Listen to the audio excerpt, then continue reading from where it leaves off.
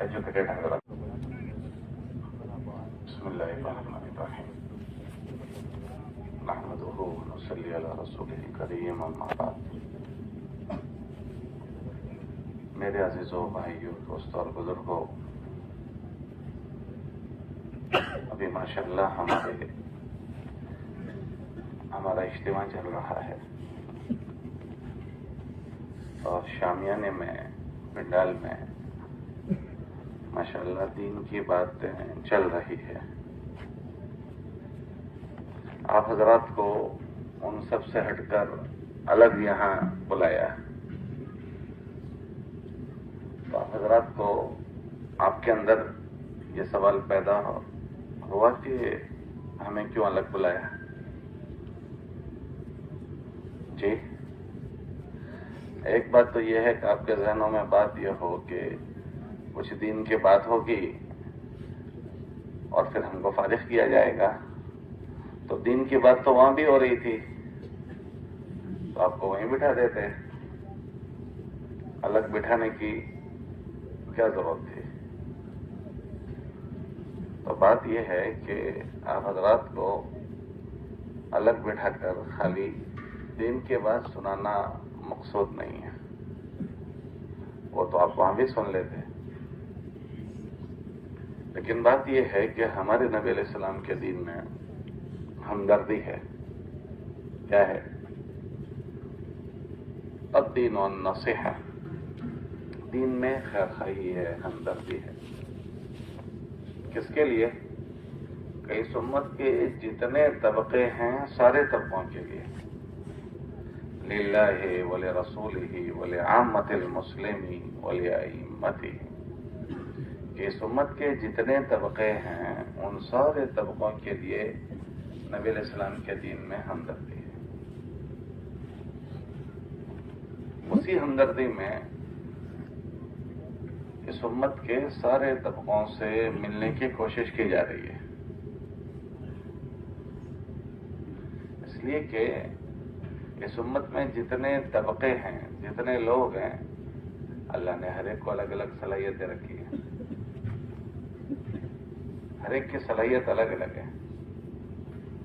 ہمارے نبی علیہ السلام نے مثال بیان فرمائی کہ اس امت کی مثال کیسی ہے، کہ اس امت کی مثال کانوں کی طرح، کان، مائنز، معدن، زمین میں ہوتی ہے کانیں، سونے کی کان، چاندی کی کان، تانبے پیتل کے کان، اس میں سے لوگ کھدائی کرتے ہیں اور جس جگہ پر سونا ہے وہاں سے سونا نکلتے ہیں، جہاں چاندی ہے وہاں سے چاندی نکالتے ہیں، جہاں اور چیزیں ہیں وہاں سے وہ چیز نکلتے ہیں۔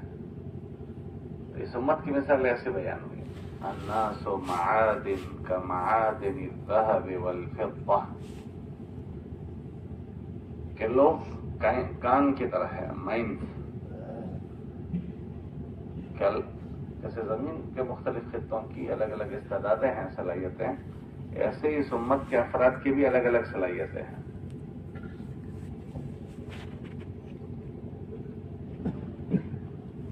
محنت اس بات کی ہو رہی ہے کہ ہر آدمی کی اس کی صلاحیت ٹھکانے لگے۔ کہاں لگے؟ ٹھکانے لگے۔ ٹھکانے لگنے کا کیا مطلب ہے؟ کہ اپنی صلاحیت سے وہ خود اپنی ایک تو آخرت بنائے، کہ اپنی صلاحیت سے آدمی کو اپنی آخرت بنانا ہے۔ دوسرا کہ جس کام کے لیے اللہ نے اس کو بھیجا ہے اس کام کے لیے اس کی صلاحیت کا استعمال ہو جائے، تو کام ہو گیا۔ اور اگر یہ نہیں ہوا تو ہر آدمی اپنی صلاحیت سے اپنی روٹی بوٹی کو تو کرتا ہی کرتا ہے۔ جانور بھی اپنا پیٹ تو بھر لیتا ہے، جانور اپنا پیٹ نہیں بھرتا، جانور بھی اپنے بچوں کے پیٹ کی فکر کرتا ہے۔ اتنے تو دنیا کی ساری ہی مخلوق کر رہی ہے، اپنا پیٹ بھرنے کی فکر اور اپنے بچوں کی تربیت کی فکر، پرورش کی فکر نہیں کر رہے۔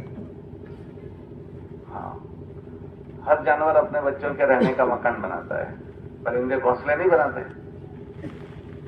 ارے بولو، پرندے گھونسلے نہیں بناتے؟ اور ہر جانور جب تک ان کے بچے اپنے پیروں پر کھڑے نہ ہو جائیں تب تک ان کو پالتے نہیں ہیں. ارے بولو بھائی, بھینس اپنے بچے کو دودھ پلاتی ہے, گائے اپنے بچے کو دودھ پلاتی ہے, چھوٹے موٹے سارے پرندے اور جانور اپنے بچوں کو پالتے ہیں. اگر ایک انسان اللہ نے اس کو صلاحیت دی اور اس کے ذریعے سے وہ بھی اتنا ہی کر رہا ہے جتنا ایک جانور کرتا ہے. اکثر دنیا میں ایسا ہوتا ہے کہ ہر آدمی اب اللہ کی دی ہوئی صلاحیت اور استعداد کے ذریعے سے اپنا مکان بناتا ہے, اپنا پیٹ بھرتا ہے اور اپنے بچوں کی فکر کرتا ہے. بولو اتنا ہی ہوتا ہے یا اس سے آگے بھی کچھ ہوتا ہے؟ بہت کم ہوتے ہیں جو اس سے آگے کرتے ہیں. تو اگر اتنا ہی کوئی کر رہا ہے تو یہ فکر کی بات ہے. کیوں کہ اللہ پاک نے ہر آدمی کو کچھ ذمہ داریوں کے ساتھ پیدا کیا ہے. کس کے ساتھ پیدا کیا ہے؟ کچھ ذمہ داریوں کے پاس, اور ان ذمہ داریوں کو پورا کرتے ہوئے جینے کا اس کو حکم دیا ہے کہ ان ذمہ داریوں کو, ان کاموں کو وہ پورا کرے.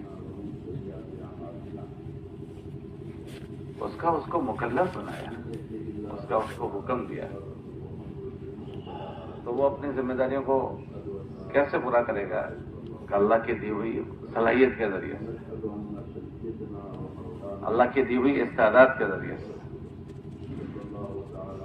اور ہر ایک کے پاس استعداد الگ الگ ہے, صلاحیتیں الگ الگ ہیں.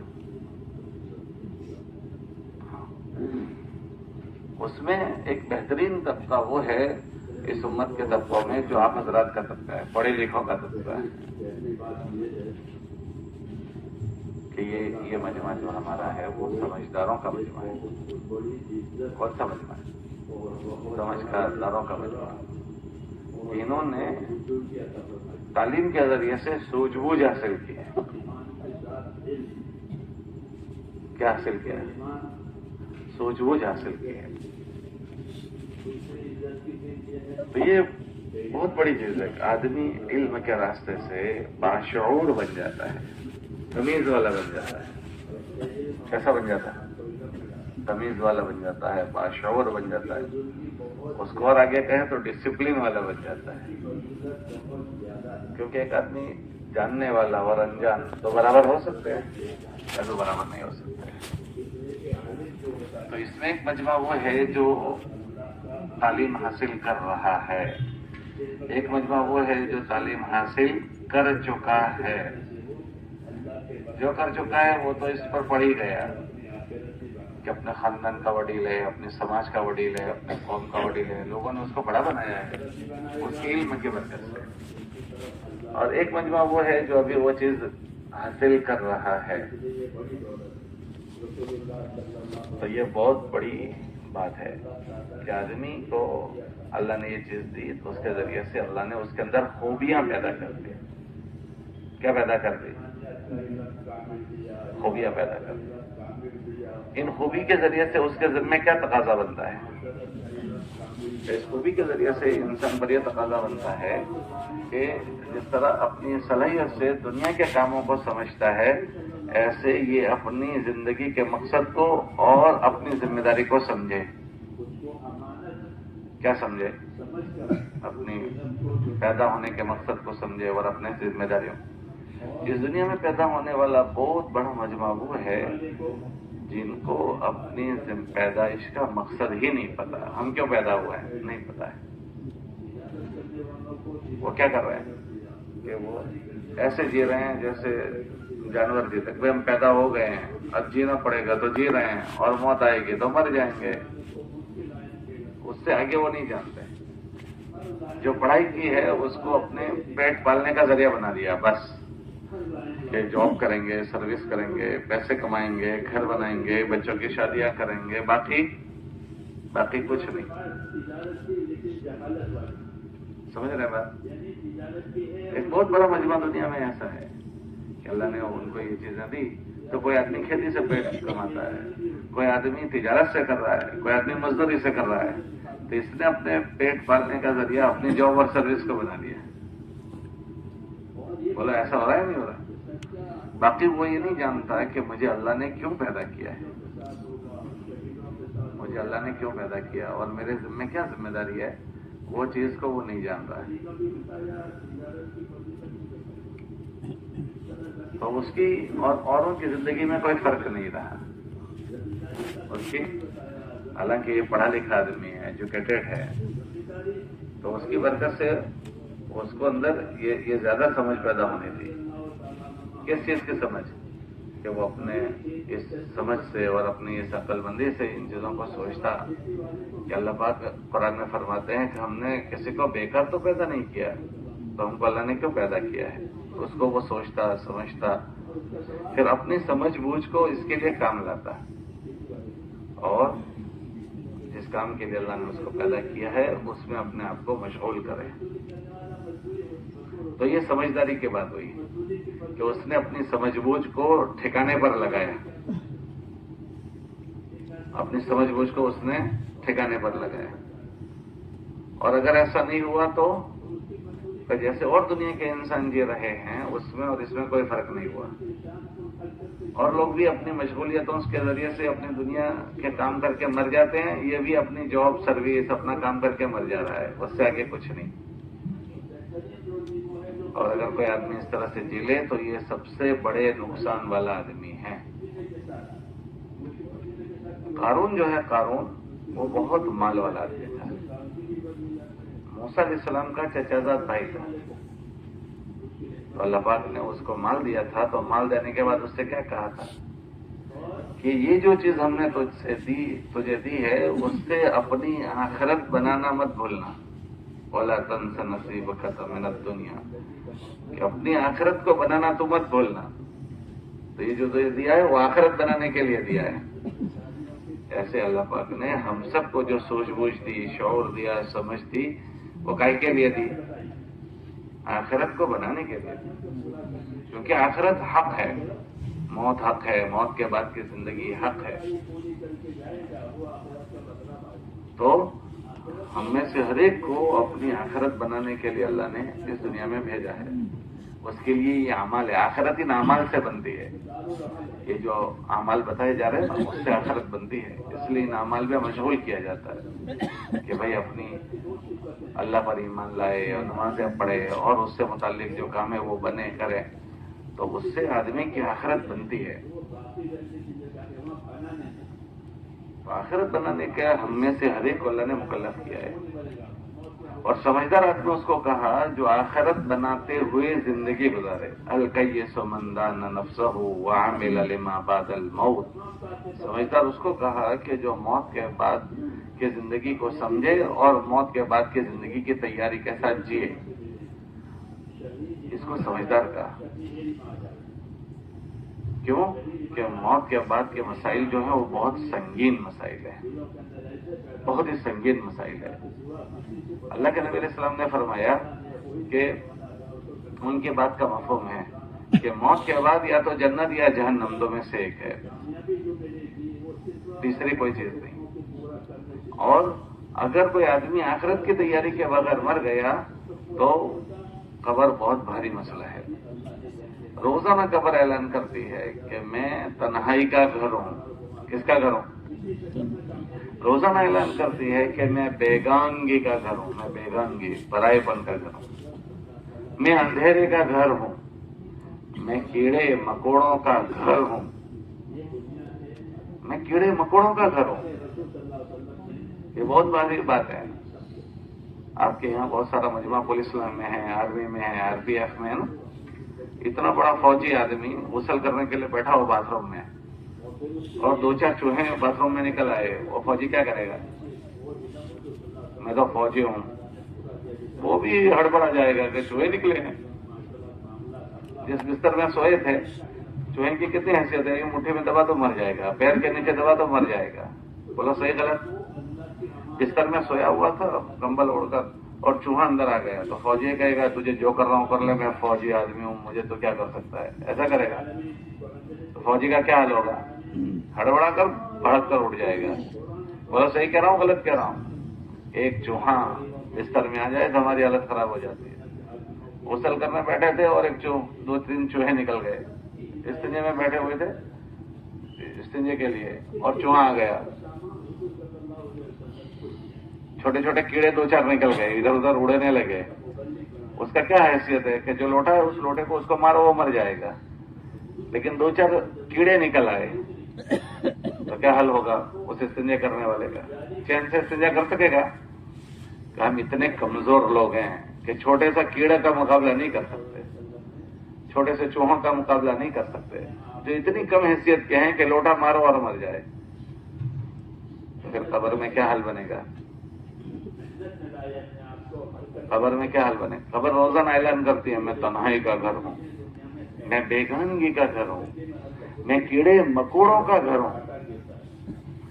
ہمارے بزرگ فرماتے ہیں روزانہ آدمی رات کو سونے سے پہلے اس کا مراقبہ کرے. مراقبہ کس کو کہتے ہیں؟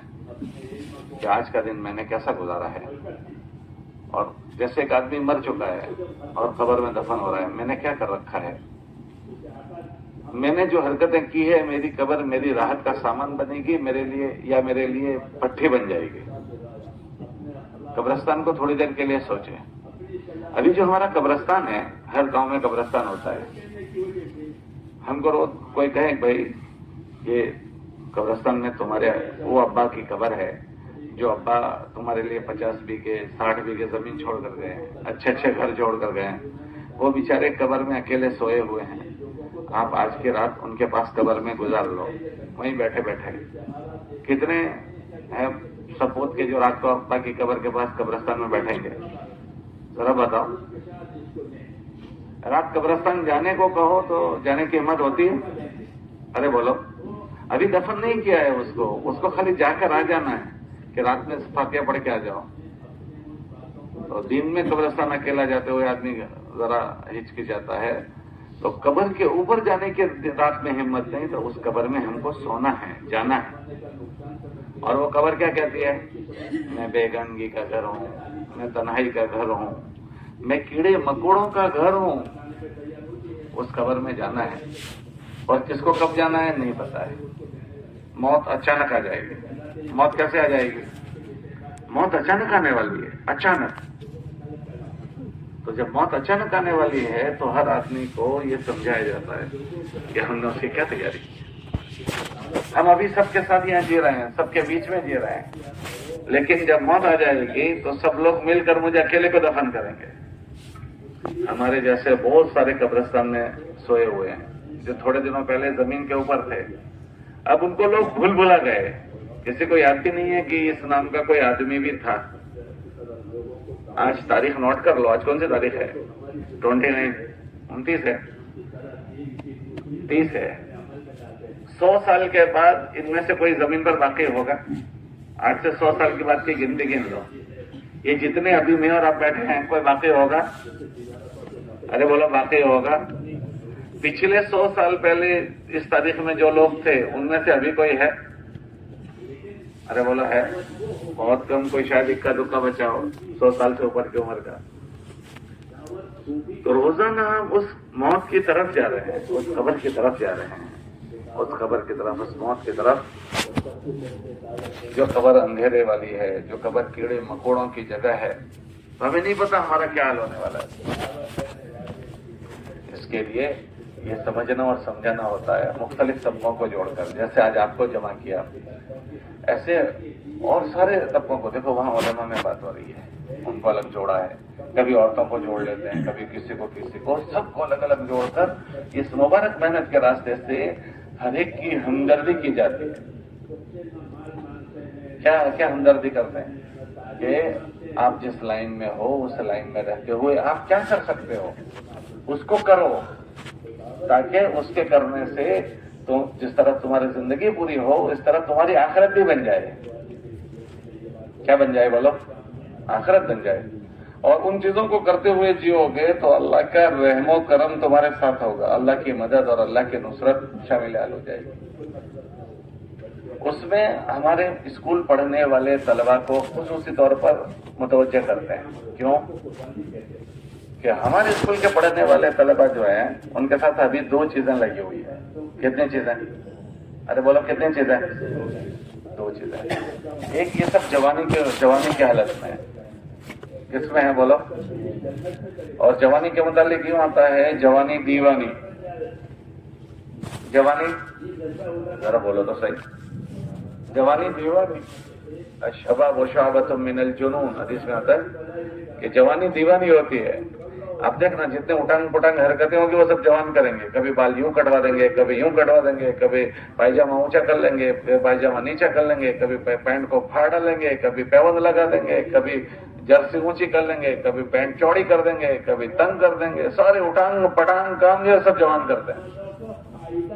بولا ایسا ہو رہا ہے نہیں ہو رہا؟ ابھی سب کے بال دیکھیں گے، کسی کی یہاں چھوٹی ہوگی، کسی کی یہاں ہوگی، کسی نے کچھ کیا ہوگا. ہاں یہ کیا ہے کہ دیوانہ پن. الشباب شعبۃ من الجنون، جوانی دیوانی. کبھی سائلنسر کو کھول دیں گے، کبھی سائلنسر کو تنگ کر دیں گے، کبھی ہیڈ لائٹ کی جگہ اور لائٹ لگا دیں گے، کبھی کچھ اس ٹائپ. آپ دیکھنا. اور وہ اس میں یہ سمجھتا ہے میں اچھا لگتا ہوں. وہ کیا سمجھتا ہے اپنے آپ کو؟ وہ ایسا فیل کرتا ہے کہ میں بہت ٹھیک ہوں اور اس میں میری ذرا پرسنالٹی اچھی ہوتی ہے. آدمی کو ایسا فیل ہوتا ہے، اس لیے وہ الگ الگ چیزیں کرتا ہے. آپ دیکھنا مارکیٹ میں تو سارے اٹانگ پٹانگ کام کس عمر میں ہوتے ہیں؟ ارے بولو کس عمر میں ہوتے ہیں؟ جوانی میں ہوتے ہیں. اس لیے کتابوں میں آتا ہے کہ جوانی کی عبادت اللہ کو بوڑھے کے 70 سجدوں سے زیادہ پسند ہے. ایک سجدہ جوان کرے اور ایک بوڑھا آدمی سجدہ کرے. ایک جوان کا 70، بوڑھے کے 70 سجدوں پر بھاری. کیونکہ شیطان کی طاقت جوانی کی عمر میں بہت زیادہ ہوتی ہے، کیونکہ یہ اس کے پروان چڑھنے کی عمر ہے، اس کے چڑھاوا چڑھنے کی عمر ہے. اگر یہ ٹھیک ٹھیک چڑھاوا چڑھ گیا تو اس کا بچپن سے لے کر 55 سنبھل جائے گا. اور خدا نہ کرے اس کی گاڑی جوانی میں ہی گاڑی پٹڑی سے اتر گئی تو یہ غلط عادتوں کا عادی بن جائے گا اور غلط چیزوں کا عادی بن جائے گا. اور پھر وہ انہی غلط عادتوں کے ساتھ بڑا بنے گا. تو بڑا تو بنا لیکن غلط برا بنا. بڑا تو بنا مگر برا بڑا بنا. ایک ہوتا ہے کھیتی میں ہم غلہ اگاتے ہیں تو اس کو سلیقے سے اور ایک جنگلی جھاڑ اگتے ہیں تو وہ بھی جھاڑ ہے اور یہ بھی جھاڑ ہے، وہ بھی پودے ہیں یہ بھی پودے ہیں. لیکن یہاں جو ہوں گے وہ ترتیب سے ہوں گے، اس کی اچھی تربیت ہوگی، اس کو اچھا پانی ملے گا، اس کے اوپر اچھے پھل پھول آتے ہیں. اور ایک جنگل میں اگتے ہیں تو کوئی ڈالی یوں نکل گئی، کوئی یوں نکل گئی، کچھ یوں لٹکا ہوا ہے، کچھ یوں ہے. تو ہوگا تو یہ بھی ہوگا وہ بھی، لیکن دو کا فرق نہیں ہوتا. جنگلی درختوں میں اور ایک باڑی جو ہوتی ہے نا کھیت میں، لیمو کی اور انار کی اور فلاں کی سیب کی ہوتے ہیں سلیقے سے سارے. کہ اگر جوان کی تربیت ہو جائے تو ایسے سلیقے سے کھیتی ہوتی ہے، اور نہ ہو تو وہ جنگلی جھاڑ پھوس ہوتی ہے نا ایسی ہوتی ہے. کبھی وہ ٹانگ لٹکا کر چلے گا، کبھی کمر بینڈ کر کے کرے گا، کبھی کچھ الگ الگ. آپ دیکھو تو ہم سب اسٹوڈنٹس جو لوگ ہیں ان کے ساتھ یہ چیز لگی ہے. ایک تو جوانی لگی ہے، دوسرا جن اسکولوں کے ماحول میں ہماری پڑھائی ہو رہی ہے اس اسکول کے ماحول میں آج کل جو ماحول ہے لڑکے اور لڑکیوں کا مخلوط معاشرہ. آدمی گناہ کے اسباب بڑھ چکے ہیں. کیا بڑھ چکے ہیں؟ گناہ کے اسباب بڑھ چکے ہیں کہ آدمی کو گناہ نہ کر رہے ہو تو بھی گناہ کرنے کے اسباب پیدا ہو جاتے ہیں. تو اگر اس کے اندر اپنی ذات سے سنبھلنے کی اور اپنے انجام کو سوچنے کی اس کے اندر استعداد نہیں ہوتی تو پھر وہ اپنے اسکول کے جراثیم اور گندے ماحول میں مبتلا ہو جاتا ہے. وہ تو اتنا سمجھتا ہے کہ مجھے لذت آ رہی ہے. وہ کیا سمجھتا ہے؟ کیونکہ حرام میں لذت ہے. حرام میں کیا ہے؟ لذت. کہ اس کو لذت آ رہی ہے، شیطان اس میں لذت ڈال دی تو اس کو اس میں لذت محسوس ہوتی ہے. تو جب ان چیزوں کی لذت لگ گئی تو وہ ان چیزوں میں مبتلا ہو. اس کو انجام کا نہیں پتا ہے. اس کا انجام کیا ہونے والا ہے؟ کہ اس کا انجام یہ ہونے والا ہے دنیا میں کہ خدا نہ کرے اگر وہ غلط روش پر جا چکا، غلط رخ پر گیا تو یہ بے حیائی میں مبتلا ہو گیا. کس میں مبتلا ہو گیا؟ بے حیائی میں. اور بے حیائی میں کوئی آدمی مبتلا ہوا اس کی سزا کیا ہے؟ کتابوں میں آتا ہے کہ امام شافعی رحمۃ اللہ علیہ فرماتے ہیں کہ کوئی آدمی غلط کام میں مبتلا ہوا حرام میں اس نے اپنے سر پر قرضہ چڑھا لیا. اچھا کوئی آدمی قرضہ لے کیسے سے تو وہ کیا کرنا ہوتا ہے؟ چکانا پڑتا ہے یا معاف ہو جاتا ہے؟ ذرا زور سے بولو. چکانا پڑتا ہے. امام شافعی رحمۃ اللہ علیہ یہ بات فرماتے تھے کہ کسی جوان نے غلط کام کیا تو اس نے اپنے سر پر قرضہ چڑھا لیا، یہ قرضہ اس کو چکانا پڑے گا. اس کا قرضہ کون چکائے گا؟ تو وہ یہ فرماتے تھے کہ اس کا قرضہ یا تو اللہ اس کی ماں سے چکوائیں گے، یا اس کی بہن سے چکوائیں گے، یا وہ قرضہ اللہ اس کی بیٹی سے چکوائیں گے جب اس کی شادی ہوگی، بیٹی ہوگی، یا اللہ اس کی بیوی سے چکوائیں گے. قرضہ چڑھایا اس نے. ان چاروں میں سے کوئی نہ کوئی اس گناہ میں مبتلا ہوں گے. جس طرح اس نے کسی کی ماں بہو بیٹی کی عزت سے کھیل کھیلا ہے، اس کی ان چاروں رشتوں میں سے کوئی نہ کوئی کے ساتھ کوئی نہ کوئی کھیل کھیلے گا. کوئی آدمی یہ کہہ سکتا ہے کہ بھائی فلاں آدمی اور فلاں لوگ ایسا بہت کام کرتے ہیں لیکن ان کی عورتیں تو ایسا نہیں کر رہی ہے، تو یہ دھوکہ ہے.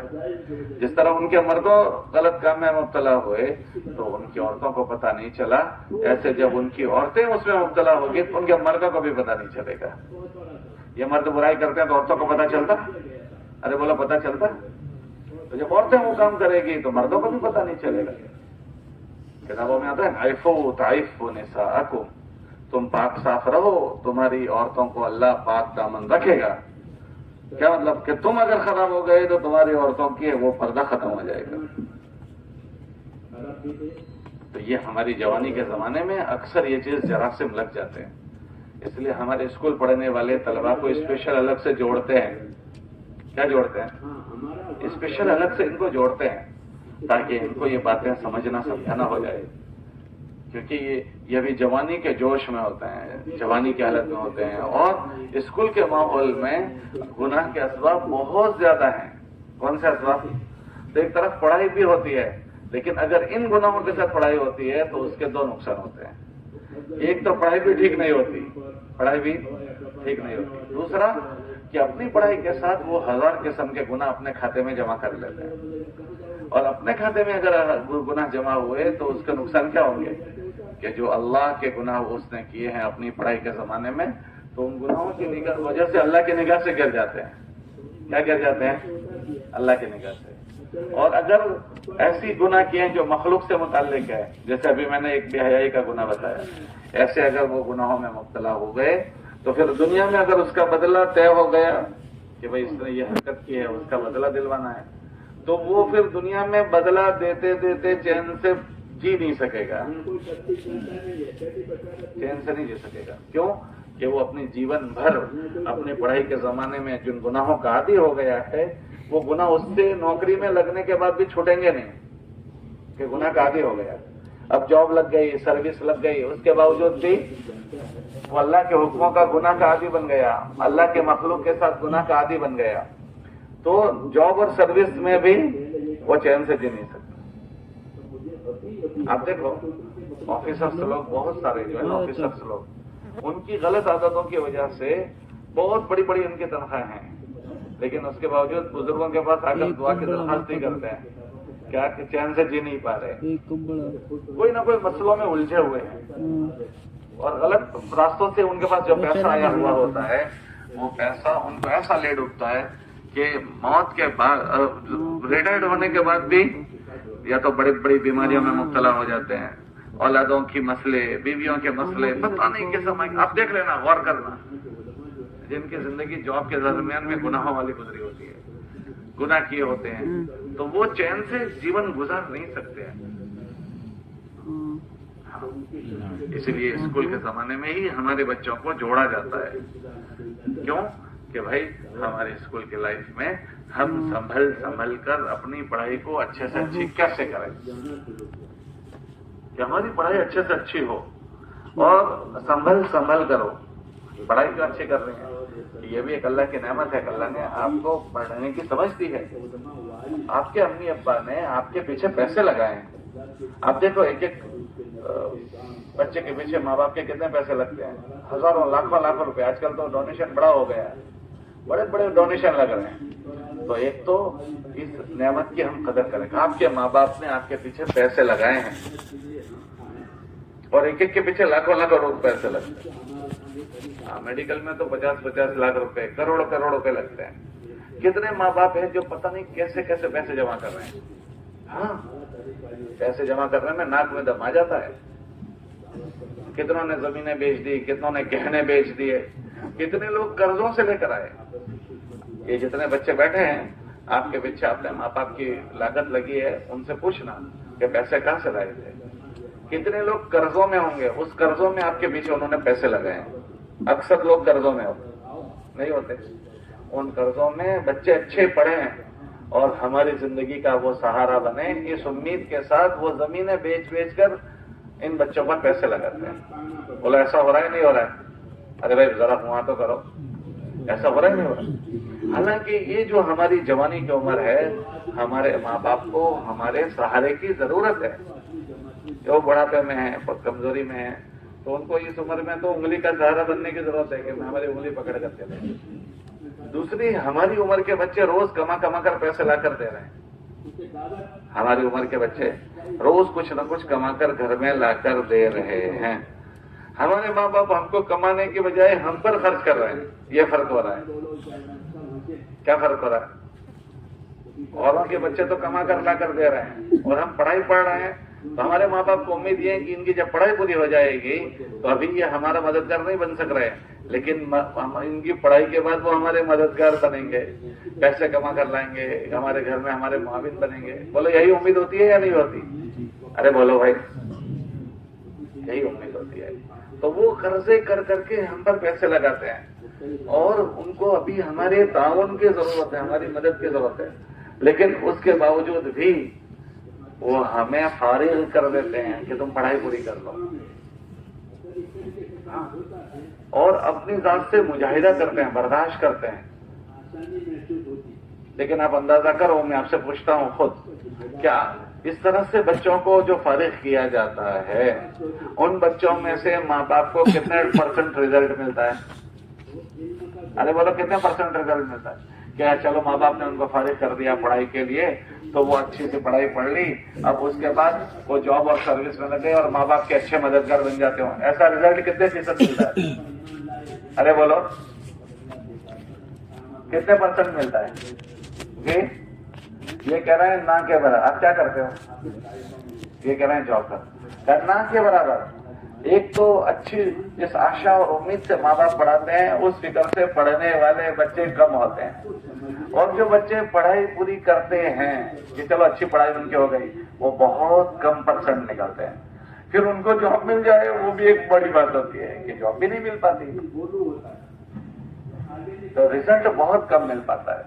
ये तो दुनियावी निजाम। और फिर खुदा न करे, एक तो उस बच्चे की पढ़ाई भी गलत हो गई, पढ़ाई भी ठीक नहीं हुई, दूसरा उस पढ़ाई के दौरान में उसने अल्लाह को भी नाराज कर दिया, तो अब क्या होगा? एक तो पढ़ाई भी ठीक नहीं हुई, दूसरा क्या नहीं हुआ ठीक कि अल्लाह के साथ का मामला भी खराब हो गया, पढ़ाई के साथ का मामला भी खराब हो गया। जब अल्लाह के साथ का मामला उस पढ़ाई के दौरान में खराब हो गया, अब ये जवान अपनी पढ़ाई के दौरान गलत बातों का, गलत आदतों का आदी हो गया। अभी हम लोग हमारे वहाँ गुजरात में एक जगह पर थे, अहमदाबाद में, तो एक लड़का आया दूसरे अपने दोस्त को लेकर और कहने लगा देखो ये हमारा दोस्त है, ये MBBS में पढ़ाई कर रहा है। क्या कर रहा है? MBBS में। उसका चेहरा काला पड़ा हुआ था। अरे क्या हुआ इसको? इसके जो है ना और मुसलमानों के अलावा का ग्रुप है, उसके साथ इनकी दोस्ती है और ये इनके साथ शराब पीता है। अब उनके माँ बाप ने उसके पीछे बड़ा खर्चा किया कि MBBS में पढ़ाई हो रही है, बहुत बड़ा डोनेशन दिया, लेकिन सर्कल गलत हो गया। क्या हो गया? सर्कल गलत हो गया। जब सर्कल गलत हो गया तो उस एक, अब वहां कोई निगरानी उसकी नहीं करेगा, अब गलत लोगों के हत्थे चढ़ गया वो, अब वह शराब का आदी हो गया। अब वो डॉक्टर भी बनेगा, लेकिन कौन सा डॉक्टर बनेगा? शराबी डॉक्टर बनेगा। अब जिंदगी भर क्या वो अपने लिए मुफीद हो सकता है? जिंदगी भर वो अपने माँ बाप के लिए मुफीद हो सकता है, अपने बीवी के लिए वो मुफीद हो सकता है, और जिंदगी भर वो अल्लाह की मदद को पा सकता है? क्या गया वो कि गलत राह पर गाड़ी चढ़ गई। ये सारी बातें असल समझाने की किसके जिम्मे है? हर बच्चे को, उसके माँ बाप के जिम्मे है। کہ بچے کو اسکول بھیجنے سے پہلے آدمی سمجھاتا ہے بیٹا دیکھ تو اسکول جا رہا ہے، تجھے وہاں یوں رہنا ہے، تجھے ایسے دوست. لیکن ہمارے گھروں میں یہ ماحول سسٹم ختم ہو گئی کہ بچے کو لے کر بیٹھنا، ماں باپ کا سمجھانا. تبلیغ کے راستے سے جیسے اور سارے طبقوں کی ہمدردی کی جاتی ہے، ہمارے اسکول پڑھنے والے بچوں کی بھی کی جاتی ہے، کیونکہ یہ ہمارے ہیں. یہ ضائع نہیں ہو جائیں، یہ برباد نہ ہو جائیں. ضائع اور برباد نہ ہونے میں کہ یہ اگر پڑھنے جا رہے ہیں تو یہ اچھے سے اچھے پڑھیں، یہ اچھے سے اچھی ان کی پڑھائی ہو، اور یہ اچھے سے اچھے بنے. کیسا پڑھیں؟ اچھے سے اچھا، اور یہ اچھے سے اچھا بنے.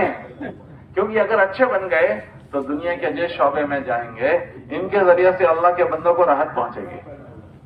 کس کو راحت پہنچے گی؟ جس شعبے، اگر کوئی میڈیکل کے شعبے میں گیا تو پھر وہ ڈاکٹر بننے کے بعد جو پیشنٹ آئے گا اس کو کسٹمر نہیں سمجھے گا، کسٹمر سمجھے گا. اس کو دیکھنے کی نگاہ بدل جائے گی. یہ پیشنٹ نہیں ہے، یہ ایک مریض آیا ہے، اس کے علاج کے لیے آیا ہے. اس کے اندر شفقت کا جذبہ پیدا ہو جائے گا، اور وہ یہ بات سوچے گا کہ بیمار کی خدمت سے اللہ کیا دیتا ہے. بیمار کی خدمت بہت بڑی چیز ہے. کتابوں میں آتا ہے کہ بیمار آدمی اللہ کے وہاں بہت پسندیدہ ہے، اللہ کے وہاں مقرب محبوب بن جاتا ہے.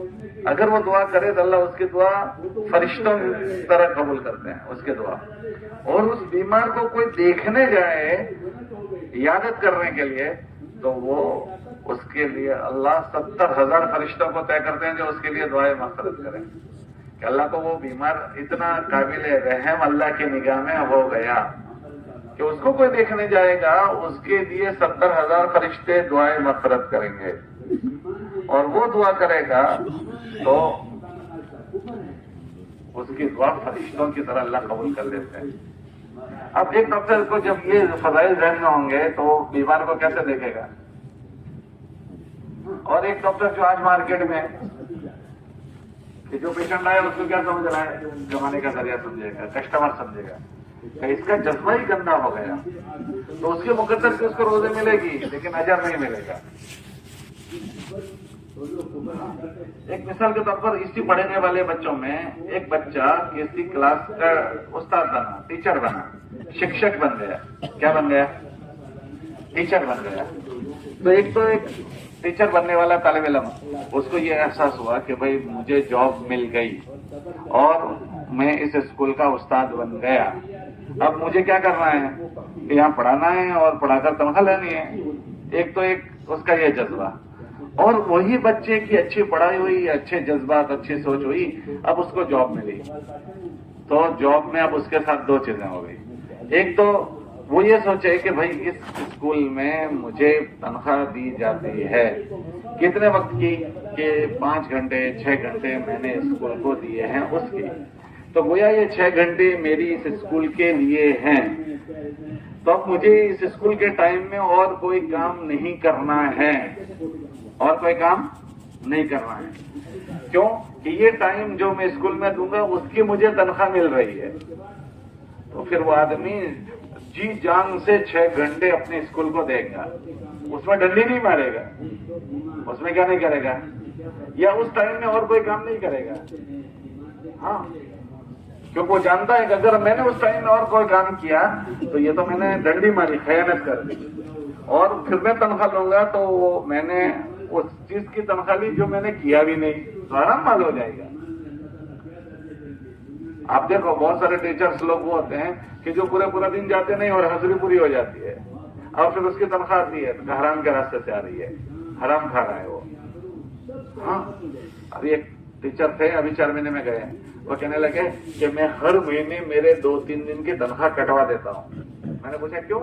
کہ کبھی اسکول پہنچنے میں کچھ منٹ، 10 منٹ 5 منٹ آگے پیچھے ہو گیا تو وہ تنخواہ میرے پیٹ میں جائے گی، جو میں نے نوکری نہیں کی اس کی تنخواہ، اس لیے میں اتنا کٹوا دیتا ہوں. اب یہ اندر فکر ہو گئی. پھر وہ کہنے لگے کہ ہمارے اسکول میں اور ٹیچر ہیں جو آتے نہیں ہیں لیکن روز ان کی حاضری ہو جاتی ہے. یہ کیا ہوا؟ کئی خیانت ہوئی، اپنی جاب کے ساتھ خیانت. یہ کون سا ٹیچر ہے کہ ٹیچر تو بنا لیکن بے دینی کے ساتھ ٹیچر بنا. تو اب اپنی کمائی کو وہ دودھ میں دھلی ہوئی سمجھ رہا ہے، حالانکہ اس کی کمائی پیشاب والی ہو رہی ہے، حرام والی ہو رہی ہے، دودھ والی نہیں. کون سے والی؟ اس کے ساتھ پیشاب مل کر آ رہا ہے حرام. جیسے سور کا کھانا حرام ہے، شراب کا پینا حرام ہے، ایسے چوری کر کے کھانا کیسا ہے؟ حلال کے حرام ہے کہ وہ کھا رہا ہے، کہ جو کام اس نے نہیں کیا اس کی تنخواہ کھا رہا ہے، حرام سمجھ کر کھا رہا ہے. اب وہ ٹیچر زندگی بھر بھی اگر اس طرح چلتا رہا کیا خوشحال ہو جائے گا؟ کیا خوشحال نہیں ہو سکتا. اس کو کہیں کسی شعبے میں ڈپارٹمنٹ میں جاب مل گئی، اب اس میں وہ اسی طرح کی خیانت کرے گا تو آپ مجھے بتاؤ کیا وہ خوشحال ہو سکتا ہے؟ وہ غذا جو اس کے پیٹ میں جائے گی وہ اس کو چین دے سکتی ہے؟ وہ غذا جو اس کے بچوں کے پیٹ میں جائے گی، جو اپنی بیوی کو کھلائے گی وہ کھلائے گا، کیا اس کو چین ملے گا؟ وہ کبھی سکھی ہو ہی نہیں سکتا، کبھی سکھ نہیں ہو سکتا. دوسری بات، اگر وہ اپنی پڑھائی کے دوران میں دینداری کے ساتھ پروان نہیں چڑھا اور اپنی ذمہ داری کو سمجھے بغیر، ایک تو یہ نقصان ہوگا جو میں نے ذکر کیا، اور اگر اس کے اندر یہ احساس پیدا ہو گیا کہ یہ میں اس کلاس کا میں کلاس ٹیچر بنا ہوں، اس سے میں آخرت کیسے بنا سکتا ہوں کہ یہ میری جاب ہے، ٹھیک ہے میری جاب ہے، تو اس میں مجھے ذریعہ بہانے کے طور پر میں پڑھاؤں گا تو مجھے تنخواہ تو ملنے والی ہے، ٹھیک ہے، لیکن اس سے میں اور آخرت کیسے بنا سکتا ہوں؟ تب اس نے سوچ کر یہ سوچا کہ یہ بچے جو میرے پاس کلاس میں پڑھنے آ رہے ہیں یہ پوری قوم اور امت اور سماج کا بھوشیہ ہے. کون ہے؟ ذرا زور سے بولو. بھوشیہ ہے. اگر ان کا اچھا گھڑتر ہو گیا، اچھی ان کی تربیت ہو گئی تو قوم، سماج اور امت کو اچھے لوگ ملیں گے. تو پھر وہ اپنا سبجیکٹ کیسے پڑھائے گا؟ دھیان سے پڑھائے گا یا ایسے ہی پڑھائے گا؟ ذرا زور سے بولو. دھیان سے پڑھائے گا. پھر پڑھانے کے علاوہ اگر ان کی تربیت کی دو چار باتیں کرنی پڑے گی تو وہ کرے گا یا نہیں کرے گا؟ ارے ذرا زور سے بولو. کیوں کرے گا؟ کیوں کرے گا؟ کیوں کرے گا؟ کہ اس نے سوچا کہ یہ بچوں پر محنت کرنا، ان بچوں کی تربیت خالی نہیں ہے، میری آخرت ہے. کہ یہ ہزاروں بچے میرے سے، بھائی 20-22 سال کی عمر میں اس کی جاب لگی، 60 سال تک وہ جاب کرے گا، تو 40 سال تک ہر سال کلاس 10 اس کے پاس آئے گی، 8ویں کی، 9ویں کی، 10ویں کی، 11ویں کی، 12ویں کی. یہ بچپن سے بچے اس کے حوالے ہوئے. اب یہ ہر کلاس والے کو اچھا پڑھا بھی رہا ہے اور ضرورت کی باتیں ان کو سمجھا بھی رہا ہے، ضرورت کی باتیں دو چار باتیں کان پر ڈال رہا ہے. اب یہ بچوں کا جو برین واش ہوگا، برین واش مینس ذہن اچھا بنے گا. وہ اچھا بنتے بنتے اچھے جذبات ان کے بن گئے، اچھی سوچ بن گئی، اچھی فکریں بن گئی. اب وہ بچہ کالج میں گیا، پھر اس کے بعد پتہ نہیں کیا کیا بنا. تو آپ مجھے بتاؤ وہ پڑھا ہوا بچہ مارکیٹ میں جب آئے گا تو اچھا آدمی بن کر آئے گا یا برا بن کر؟ ذرا بولو. اچھا. تو امت کو اچھے خدمتگار لوگ ملیں گے. اور ایک آدمی نے یہ سوچا ٹھیک ہے اس کو پڑھنا ہو پڑھے، نہ پڑھنا ہو نہ پڑھے، میرے تو بھائی 6 گھنٹے لیکچر دینا ہے، اس کو سننا ہو تو نہ سننا ہو تو. اس استاد کے پڑھانے میں اور اس کے پڑھانے میں کوئی فرق ہوگا کہ نہیں ہوگا؟ ارے بولو بھائی. ہوگا. کہ اس آدمی کی کہ یہ جاب اس کی دنیا اب نہیں رہی، اس کی آخرت بھی ہو گئی. کہ اس کو تنخواہ تو مل ہی رہی ہے مہینے کے ختم پر، لیکن وہ اپنی طاقت کی سوچ کے ساتھ لگاتا ہے کہ میرے پاس یہ پڑھنے والا، میرے پاس کوچنگ کلاس آنے والا، یہ میرے پاس ٹیوشن آنے والا بچہ یہ کل امت کا بھوشیہ ہے، کہ کل یہی قوم کا بڑا بنے گا، سماج کا بڑا آدمی بنے گا، اپنی سوسائٹی کا بڑا آدمی بنے گا. یہ اچھا باخلاق ہے، امانت دار، ایماندار، دیانت دار، تو اس کے اپنے پورے مجمع کو اچھا لے کر جائے گا. کہ ایک سوچ اس کی اچھی بن گئی تو اب اس کے پیچھے وہ اپنی جان لگائے گا. بچوں کے پیچھے پرسنل محنت کرے گا. کیسی محنت کرے گا؟ ضرورت پڑی اللہ سے مانگنے کی تو اس بچے کو اللہ سے مانگے گا کہ اللہ یہ بچہ ہمارے پاس آیا ہے کہ یہ باخلاق. پھر اس کے آگے کی پڑھائی کی بھی وہ فکر کرے گا. بعض ٹیچر ہوتے ہیں والیوں سے ملتے ہیں کہ آپ کے بچے میں گٹس ہے، اس کو اگر تھوڑا سا پروان چڑھایا جائے یہ آگے جا سکتا ہے. بولو ہوتا ہے نہیں ہوتا؟ کہ وہ اپنے آخرت سمجھے گا ان ساری چیزوں میں. تو مقدر کی دنیا تو اس کی بنے گی ہی اور آخرت بھی. اسی استاد کے پاس بچیاں پڑھ رہی ہے، بچیاں. ایک اس استاد کا ذہن یہ ہے کہ ٹھیک ہے یہ لڑکی پڑھ رہی ہے، اور ایک استاد نے یہ سوچا اپنی کلاس میں کہ یہ بچی جو پڑھ رہی ہے وہ بچی نہیں ہے، یہ بھوشیہ کی ماں ہے. क्या है बोलो, अरे जरा बोलो तो सही। भविष्य की माँ है, और माँ का क्या मतलब, पूरा परिवार है वो। हजरत रहमतुल्लाह एक बात फरमाते थे कि घर में एक माँ होती है, एक बाप होता है, माँ और एक बाप। एक बाप का बनना अकेली उसके जात का बनना है, और एक माँ का बनना उसके पूरे परिवार का बनना होता है।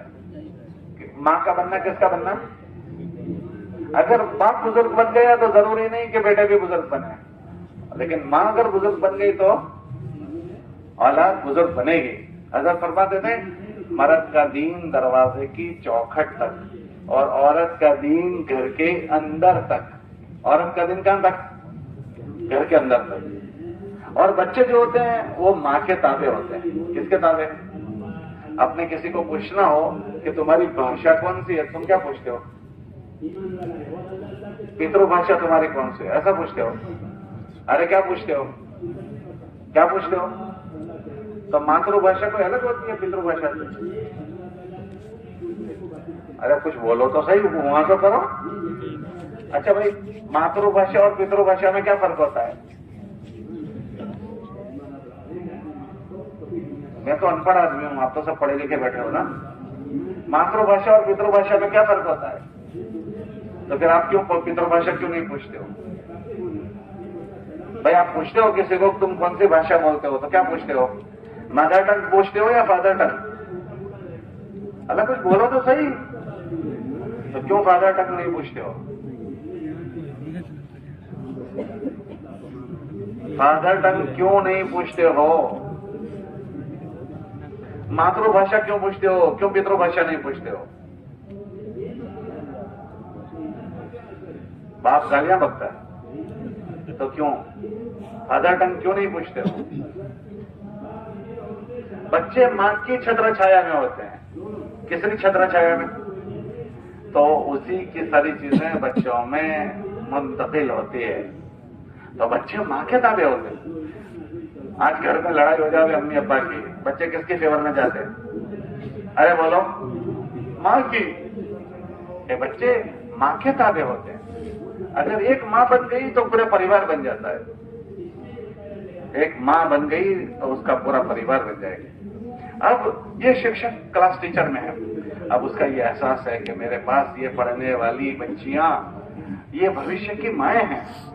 ये 8वीं 10वीं, आपके यहाँ पता नहीं कहां तक पढ़ने का रिवाज है, हमारे वहां तो बहुत ज्यादा है। तो बच्चियां सारे पढ़ाइयां पढ़ती है। तो एक तो ये सोच कि ये बच्ची जो हमारे पास पढ़ रही है क्लास में, अगर इसकी इज्जत महफूज रही, वो इफ़्फ़त के साथ रही और ये अच्छे कैरेक्टर के साथ परवान चढ़ी तो ये कल मां बनेगी, और ये अच्छी मां बनी तो अपने अच्छी औलाद को जन्म देगी और उसकी औलाद की अच्छी तरबियत करेगी। अब ये एहसास वाला शिक्षक अपनी बच्चियों को जो सबक पढ़ाएगा वो, और एक वो कि जो कुछ समझता ही नहीं, बस ऐसे ही है कि भाई ये तो मेरी जॉब है, होनी है, करनी है। तो उस उस्ताद की अपने क्लास की बच्चियों के साथ का रवैया और उस उस्ताद का रवैया, क्या दोनों बराबर होगा क्या अलग होगा? जरा जोर से बताओ, अलग होगा। कि वो अपने हाथों अपनी इस क्लास टीचर बनने के बाद हजारों बच्चों को तरबियत करेगा, हजारों बच्चियों की तरबियत कर देगा। हमारे वहां एक गैर मानुस मोहल्ला, गैर मानुस जानते हैं जो तबलीग को नहीं और जिक्र के होते हैं, तो उनके हमारे वहां मरकज में स्टूडेंट्स का हल्का अलग लगता है। तो वो उस्ताद मुझे कहने लगे कि आज मुझे एक फैमिली में से फोन आया कि आपके स्कूल में हमारी बेटी पढ़ती है, तो आपने क्या पढ़ाया है? क्यों, क्या बात हो गई? कि हमारी बेटी बहुत गाने सुनती थी और बहुत म्यूजिक सुनती थी, और उसके साथ जब आदमी म्यूजिक सुनेगा ना तो जैसे ही शुरू होगा, होता है ना ऐसा, जैसे ही शुरू वो धुन है वो आदमी को जिना तक ले जाती है। इसलिए हमारे नबी ने फरमाया कि मैं दुनिया में म्यूजिक को खत्म करने के लिए गया। किसके लिए? म्यूजिक को खत्म करने के लिए, क्योंकि वो गुनाह की तरफ दाखिल होने का दरवाजा है। फिर वो आदमी उससे आगे क्या सोचेगा, फिर उससे आगे की, फिर वो चीज कर गुजरेगा। तो वो औरत ने फोन किया उस्ताद को کہ تم کیا پڑھاتے ہو, کیوں, کیا بات ہو گئی؟ کہ میری بیٹی نے ہمارے گھر میں میوزک سننا بند کر دیا. اچھا ماں جی میں تو کچھ نہیں پڑھاتا, اس کا تو میرے پاس فلاں سبجیکٹ ہے, لیکن ہاں بات یہ ہے کہ آج میں نے ان کو میوزک کتنی خطرناک چیز ہے اس کی 2-4 باتیں سنائی تھی, اس کی 2-4 باتیں. اب وہ بچے کو, اس بچے پر یہ اثر ہوا. یہ تو ایک نے فون کیا, پتہ نہیں اس استاد کی اس طرح کی روزانہ کی باتیں کتنے بچوں پر کیا کیا اثر کرتی ہوگی وہ ہمیں نہیں پتا. بس سمجھ میں آ رہی نہیں آ رہی ہے کہ دلدل میں اسکول کا ماحول آج کل دلدل ہے, اسکول کا ماحول آج کل گندگی ہے, کیچڑ ہے. ہم لوگ ابھی ایک کالج میں گئے تھے تو وہاں ایک مسلمان بچہ ہے, تو کہنے لگے کہ ہماری کالج میں 35 اسٹوڈنٹس ہیں مسلمان. رمضان کا مہینہ تھا تو رمضان کے مہینے میں وہ کہنے لگا, MBBS کی کالج تھی وہ, کہ ہمارے لڑکے لڑکیاں گناہوں میں ہیں اور اوپر چھت پر ہے, آپ چلو گے؟ میں نے کہا ایسے نہیں جایا جاتا. میں نے کہا ان کو شام کو ہم دعوت دیں گے, کہ وہ تو روزہ نہیں رکھتے, کوئی بات نہیں, ہم ایسے ہی ان کو دعوت دیں گے. ہم نے اور ٹائم میں ان کو بلایا, تو اور ٹائم میں ہم نے ان کو بلایا, وہ سب آ گئے. تو اب ایک بچے میں ذرا رمق تھی, جان تھی, تو اس کو اپنے اسکول کے سارے بچوں کی فکر ہو گئی کہ سارے بچے ہمارے غلط رخ پر جا رہے ہیں, اب وہ اس دلدل سے کیسے بچ جائیں. اور اگر نہ ہوتی تو وہ بھی اسی دلدل میں ہوتا. میں نے بتایا کہ ہمارا بچہ اسکول میں پڑھنے والا جوانی کے جذبات میں ہوتا ہے اور وہ سمجھتا ہے جو کچھ کر رہا ہے مزے کرنے کے یہی دن ہے. حالانکہ جب وہ 15 سال کی عمر کا ہو گیا تو اس کے ساتھ فرشتے لگ گئے اور وہ جو حرکت کرے گا وہ نوٹ کی جائے گی. نوٹ کرنے کا کیا مطلب؟ آپ جو کچھ کر رہے ہیں نوٹ کر رہے ہیں, اس کا مطلب آپ کے اچھے کا بدلہ دیں گے اور آپ کے برے کی سزا ہوگی.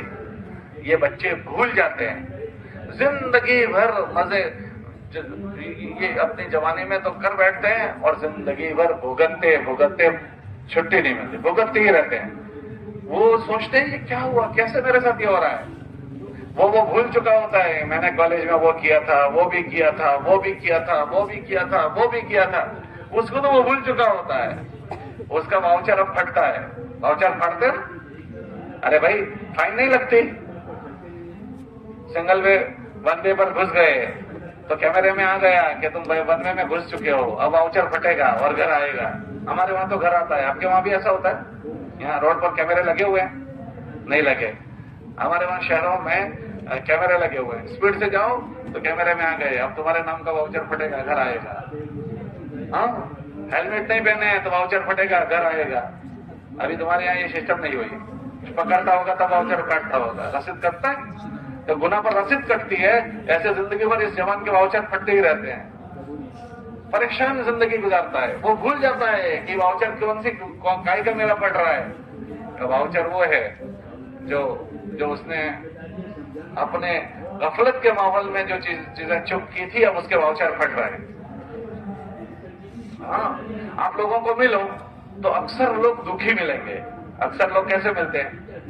1000 میں 100 میں بہت کم لوگ ایسے ہوں گے جو یہ کہیں مجھے کوئی دکھی نہیں ہے. 100 میں کتنے لوگ ایسے ملیں گے جو کہیں میں نو ٹینشن آتی ہوں, مجھے کوئی دکھی نہیں ہے؟ 100 میں کتنے ایسے ہوں گے؟ ارے بولو کتنے % ایسے ہوں گے؟ یہ کہہ رہے ہیں 2, کہ بہت کم لوگ ہوں گے جن کو مسئلے نہ ہوں. کہ یہ زندگی کے مسائل شروع ہو جاتے ہیں, یہ ہمارے جوانوں کو نہیں پتا ہوتا ہے.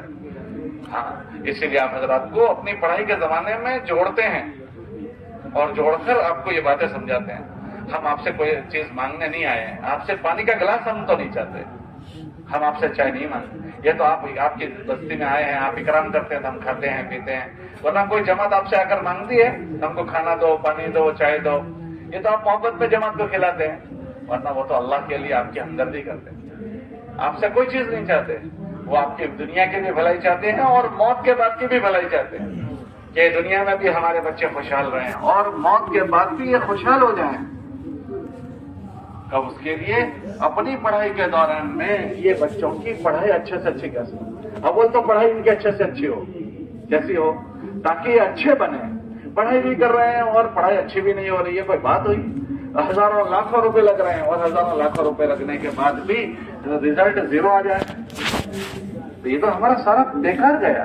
تو یکسوئی کے ساتھ ہمارے بچے اپنی پڑھائی کی پڑھائی کریں. अच्छे से अच्छे पढ़ें, जो करें वो अच्छा करें। कोई ताजिर बने तो अच्छी तिजारत करे, कोई जॉब करे तो अच्छी जॉब करें, कोई पढ़ाई करे तो अच्छी पढ़ाई करे। तो हमारी पढ़ाई अच्छी हो। अच्छी पढ़ाई का क्या मतलब? दो चीजें उसमें हो। एक, हमारी स्कूल की पढ़ाई में हमारी अच्छी तवज्जो हो। हमारे माँ बाप अब तक पैसे खर्च कर रहे हैं, उसको हम कदर की निगाह से देखें। दूसरा, अपनी पढ़ाई के दौरान में हम ऐसी हरकत के साथ ना पढ़ें कि हम अल्लाह की निगाह से गिर जाए।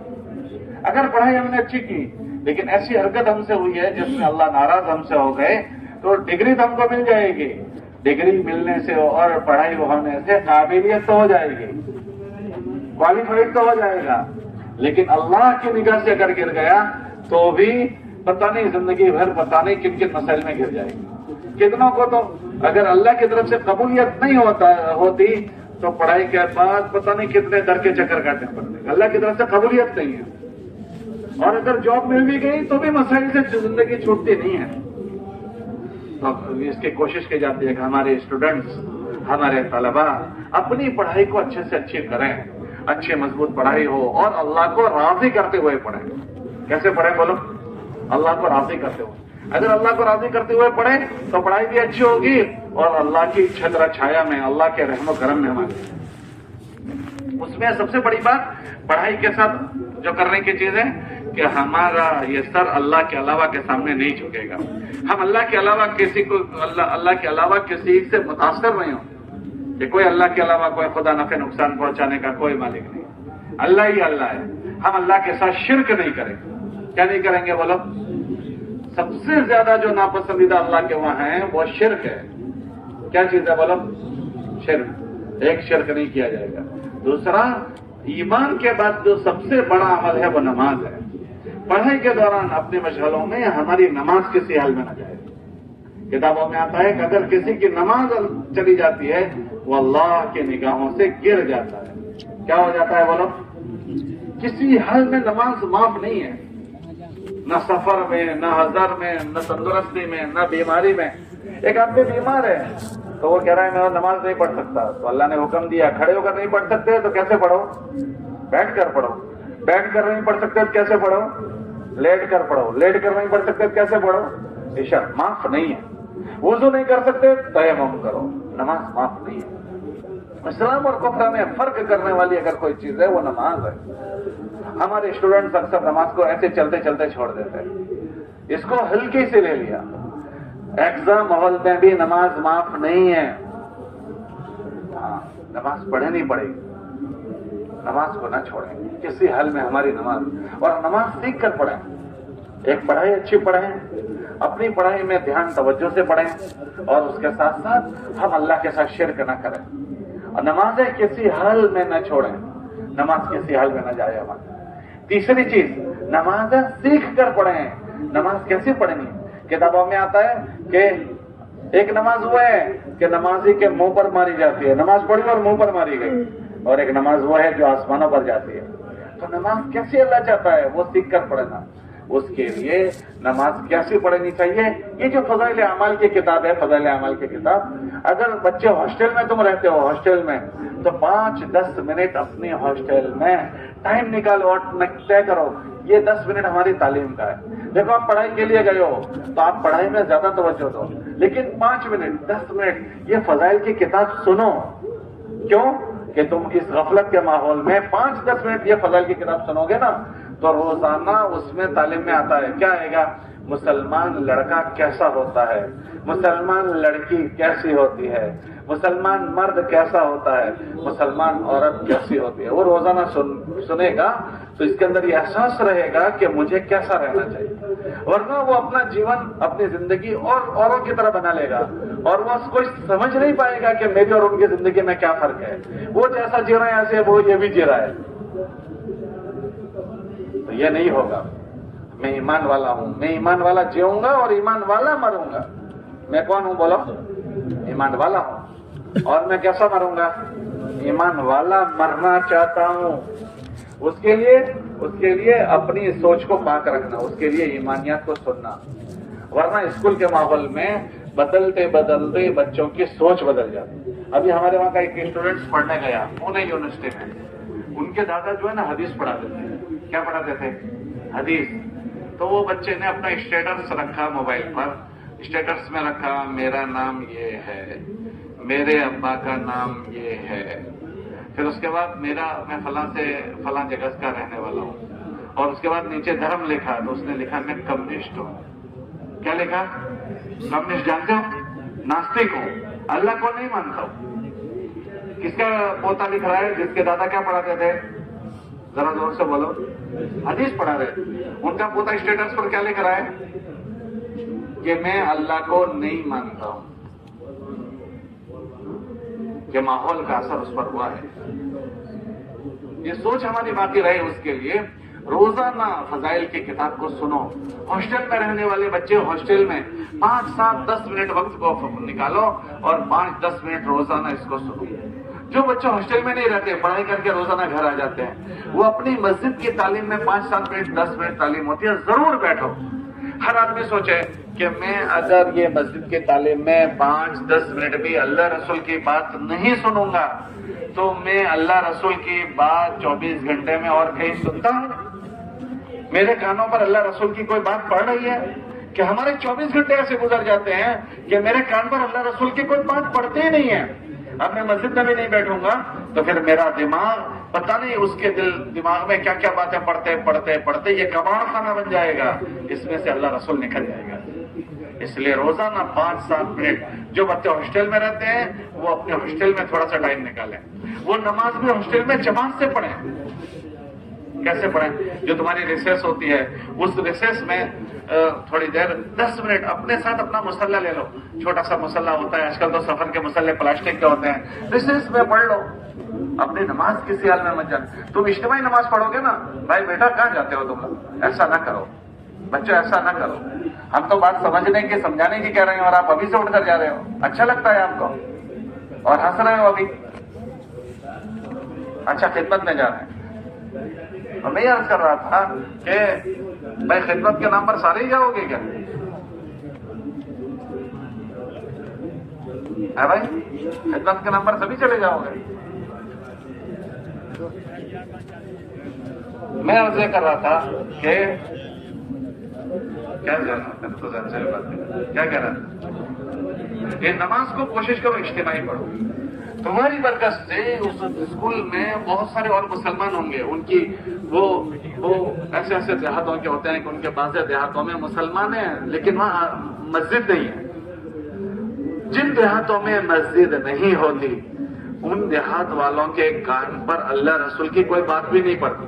بھائی ہمارے وہ دیہات جن دیہاتوں میں مسجد ہیں وہاں روزانہ 5 ٹائم مؤذن اذان پڑھتا ہے, اللہ اکبر اللہ اکبر, تو اس کے کان میں اذان پڑھ رہی ہے. وہاں مولانا صاحب ہیں, بیان کرتے ہیں جمعہ میں, روز تعلیم کرتے ہیں, تو کان میں اللہ رسول کی بات پڑتی ہے. آپ کے اسکول میں ایسے بچے کئی دیہاتوں کے ہوں گے کہ جہاں جو مسلمان ہیں 1 مکان ہے, 2 مکان ہے, 3 مکان ہے, نہ مسجد ہے نہ مولانا صاحب ہے. ان کے کانوں پر اللہ رسول کی کوئی بات ہی نہیں پڑ رہی. آپ ان سے مل کر دیکھنا.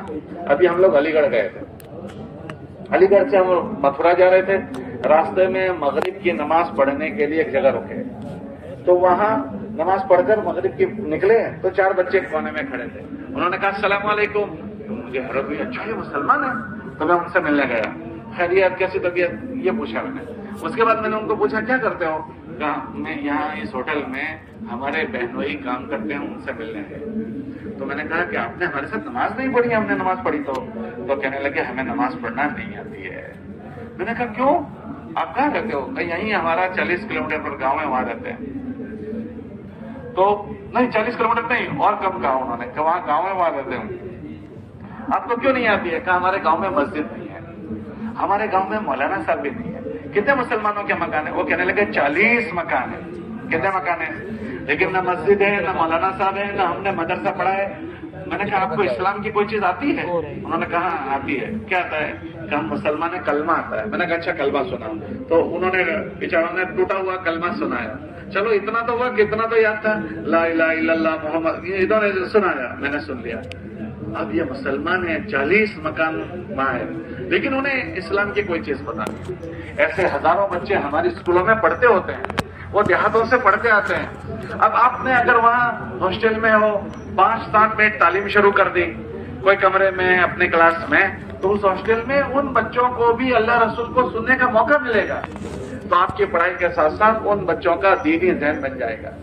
اگر وہاں آپ کہیں درخت کے نیچے نماز پڑھ رہے ہیں، کسی کونے میں نماز پڑھ رہے ہیں، اب وہ جو ایسے نئے دیہاتوں کے بچے ہیں وہ آپ کے ساتھ نماز پڑھنا شروع کر دیں گے، تو وہ نماز سیکھ کر دیں۔ ہمارے وہاں ایک ماڈرن اسکول ہے، تو اس اسکول میں لڑکے اور لڑکیوں کا سیم یونیفارم ہے۔ کیسا یونیفارم؟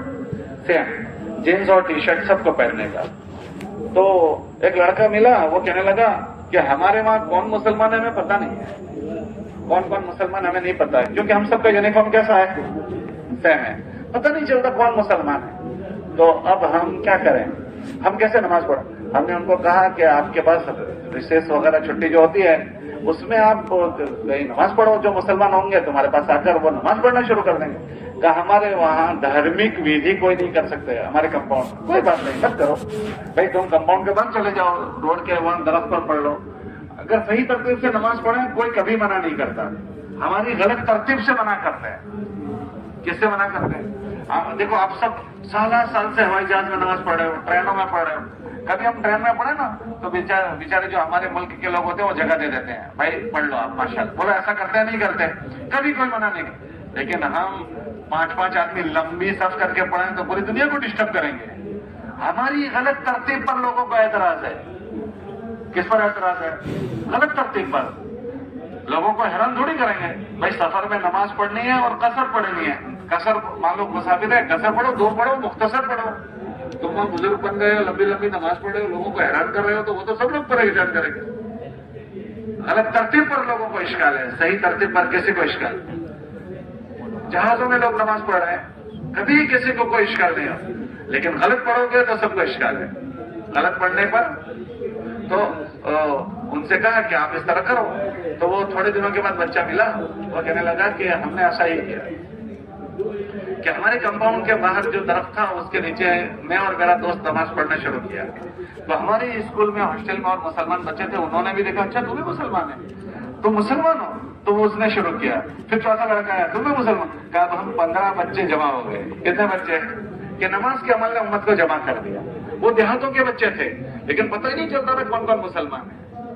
15 بچے۔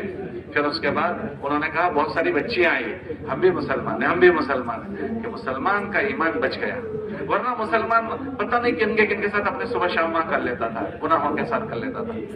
ہاں پھر وہ بچے پوچھنے لگے کہ اب ہم نے ان مسلمان بچیوں کو پہچان لیا، اب ہم دیکھتے ہیں ان بچیوں کو کسی غیر کے ساتھ تو ہمارا دل دکھتا ہے، ہم کوشش کرتے ہیں اس سے اس کے ایمان کو بچا لیں، دین کو بچا لیں، کہ نماز کے عمل نے ان کو غلط جانے سے بچا لیا۔ تو یہ بڑا عمل ہے۔ تو جو بچے ہاسٹل میں ہوتے ہیں وہ بچے اپنی نماز کی حفاظت کریں، اپنے بستر اپنے بستے میں مصلی رکھیں، اور اللہ کا بہت بڑا حکم ہے جو چھٹی کا وقت ہو اس میں آپ اپنی نماز سے پڑھ لو، اپنی نماز پڑھ لو، اور کوشش کرو جماعت سے پڑھو، 2-3 ہو تو جماعت سے کرو، اور بچے بھی تمہارے ساتھ آئیں گے۔ اپنے کمرے میں آپ 5-10 بچے ہو، کوئی 5-7 منٹ تعلیم کر لیا کرو تاکہ تمہاری حفاظت ہو جائے، اور مسلمان بچے ہوں گے وہ بھی آپ کے پاس آ جائیں گے ہاسٹل میں۔ اگر یہاں ہاسٹل والے بچے نہیں ہیں تو اپنی مسجد کی تعلیم میں بیٹھ جاؤ، 5 منٹ 7 منٹ، مسلمان کیسا ہوتا ہے، مسلمان کی کون سی زندگی سے اللہ راضی ہے، وہ زندگی روزانہ سنو تو بہت سارے جراثیم سے بچ جاؤ گے۔ تم یہاں اکثر کسان لوگوں کی اولاد ہے نا، یہاں تو اکثر کسان ہے، جب تم غلہ اگاتے ہو، غلہ اگاتے ہو، گیہوں چاول، تو ایک لائن یہ ہوتی ہے، ایک لائن یہ ہوتی ہے، اس کے بیچ میں کچھ گھاس پھوس خود اگ جاتی ہے، تو کسان آدمی کیا کرتا ہے، اس کو چھوڑے رکھتا ہے، اس کو نکال لیتا ہے۔ ارے ذرا زور سے بولو، کیوں نکالتا ہے؟ کیوں نکالتا ہے؟ اس کو اگر چھوڑی رکھی تو کیا خراب ہو جائے گی؟ فصل۔ اس کا پانی وہ چوس لے گی، اس میں کھاد ڈالیں گے اس کی طاقت وہ چوس لے گی، بولے یہی ہے۔ تو زندگی جیسے گھاس کو، گیہوں اور چاول میں جو زائد چیزیں اگ جاتی ہیں اس کو ہم نکال لیتے ہیں، کہ زندگی میں زائد چیزیں اگ جائے گی، وہ ہماری طاقت کو چوس لے گی، جو طاقت جہاں لگنی تھی اس کی بجائے اور چیزوں میں لگے گی، پیسہ بھی اور جگہ لگے گا، جان بھی اور جگہ لگے گی۔ ایک آدمی غلط بات کا ہاسٹل میں، کالج میں گناہ کا عادی بن گیا، اب اس کے ابا جو پیسے بھیجیں گے وہ نیکی کرنے میں لگائے گا، گناہ کرنے میں لگائے گا، گناہ کرنے میں لگائے گا۔ اس کو اللہ نے جو طاقت دی ہے اس کے اپنے جسم میں، وہ غلط بات کا عادی بن گیا تو وہ اپنی ہاسٹل میں رہ کر گناہ میں وہ طاقت لگائے گا یا نیکی میں لگائے گا؟ کہ وہ غلط چیز اس کی طاقت کو چوس لے گی، اس کی فصل کو خراب کر دے گی۔ ان غلط چیزوں کو گھسنے مت دو، اور اگر گھس جائے فوراً نکالو، ورنہ یہ تھوڑے دن کی لذت ہے لیکن اس کا انجام بہت خطرناک ہے۔ ایک شاعر کا آپ کو میں شعر سناؤں انجام کا۔ وہ شاعر نے 2 شعر پڑھے۔ ایک شعر پہلا پڑھا، لذت کے شوق میں گناہ نہ کرو۔ پہلا یہ شعر ہے، مشقت کے خوف سے نیکی نہ چھوڑ۔ کوئی بھی نیکی کرنی ہو تو تھوڑا بوجھ پڑتا ہے، مشقت۔ تہجد میں اٹھنا مشقت ہے، تسبیح پڑھنا مشقت، قرآن پڑھنا تھوڑی دیر۔ تو اس نے کہا مشقت کے خوف سے نیکی نہ چھوڑ، مشقت جاتی رہے گی نیکی باقی رہے گی۔ اب تہجد میں اٹھنا مشقت تھا، وہ چلی گئی لیکن نیکی باقی رہ گئی۔ قرآن پڑھنا تھوڑی دیر بوجھ لگ رہا تھا، وہ چلا گیا تھکن لیکن نیکی باقی۔ دوسرا شعر اصل سنانا ہے، وہ یہ ہے، لذت کے شوق میں گناہ نہ کر، لذت جاتی رہے گی گناہ باقی رہے گا۔ ایک لڑکی جا رہی ہے، مجھے لذت آئی، میں دیکھ رہا ہوں، وہ تو چلی گئی، میری تھوڑی ہو گئی، وہ تو چلی گئی، لیکن میرے کھاتے میں آنکھوں کا زنا لکھ دیا گیا، آنکھوں کا زنا لکھ دیا گیا۔ میں نے کسی سے غلط باتیں سنی، وہ تو میری تھوڑی ہو گئی بات کر رہے تھے، وہ تو چلی گئی، لیکن میرے کھاتے میں کانوں کا زنا لکھ دیا گیا۔ تو شاعر نے کیا جملہ کہا، لذت کے شوق میں گناہ نہ کر، لذت جاتی رہے گی گناہ۔ یہ پڑھائی کے زمانے میں غفلت اگر ہوئی، ان اعمال کے ساتھ ہمارا گزرنا نہیں ہوا، وہ جو غفلت ہوگی وہ زندگی بھر بھگتنا پڑے گا۔ ہنس ہنس کے کیے ہوئے جو پاپ ہوتے ہیں نا، وہ رو رو کر بھگتنے پڑتے ہیں۔ ہنس ہنس کر کیے ہوئے پاپ ہیں یہ، ہنس ہنس کر کیے ہوئے گناہ، وہ رو رو کر بھگتنے پڑتے ہیں۔ اس لیے اپنے آپ کو ان چیزوں سے، یہ جراثیم ہمیں نہ لگ جائیں، اس کے لیے روزانہ اپنی نمازوں کا اہتمام۔ کتابوں میں آتا ہے نمازی آدمی کو شیطان نوالا نہیں بنا سکتا، بے نمازی آدمی کو فوراً شیطان لقمہ بناتا ہے۔ دیکھ تو نمازیں نہ جائیں، روزانہ تعلیم میں بیٹھو، روز تعلیم میں بیٹھو، 2-5 منٹ سنو، 3 کام ہو گئے۔ چوتھا کام کیا کرو؟ چوتھا کام یہ کرو کہ تمہارے ہاسٹل میں اور بھی مسلمان بچے پڑھتے ہیں، ان کے ہمدرد بنو۔ ہم سب کے ہمدرد بنیں گے، ایمان والوں کے بھی ہمدرد، غیر ایمان والوں کے، سب کے ہم ہمدرد بن کر اس دنیا میں آئے ہیں۔ ہمارے نبی رحمت للعالمین ہیں، پوری دنیا والوں کے لیے رحمت بن کر آئے، تو ہمارے غیر ایمان والے ہیں، ان کے ہم ہمدرد بنیں گے۔